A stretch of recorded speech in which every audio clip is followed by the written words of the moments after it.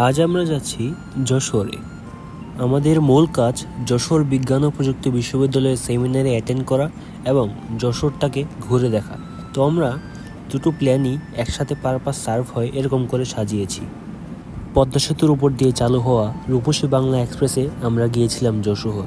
যশোর যাওয়ার পর আমাদের জন্য ছিল ভার্সিটির পক্ষ থেকে বাস। সেই বাসে আমরা যশোর শহরটাকে একটু একটু করে দেখতে দেখতে চলে গেলাম ভার্সিটিতে। তো পরের দিন আমাদের সেমিনারে অনেক দেশবরেণ্য ব্যক্তিবর্গ এসেছিলেন।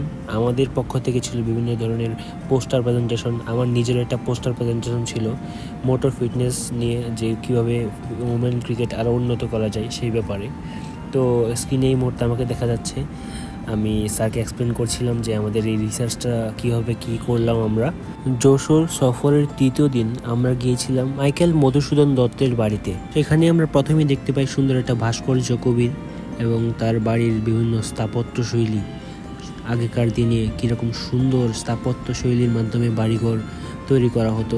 অবাক করার বিষয় হচ্ছে আগেকার দিনের এখনও ওই জিনিসপত্রগুলো সংরক্ষিত আছে। সবচেয়ে মজার ব্যাপার হচ্ছে এখানের এই স্কুলটা। এই স্কুলে প্রবেশ করতে কিন্তু ছাত্রছাত্রীদের কোনো রকম টিকিট কাটতে হয় না। আমরা গিয়েছিলাম কবির স্মৃতি বিজড়িত সেই কপোতাক্ষ নদে। সেখান থেকে আসার পথে আমরা গিয়েছিলাম যশোরের বিখ্যাত ঝাপা বাউর।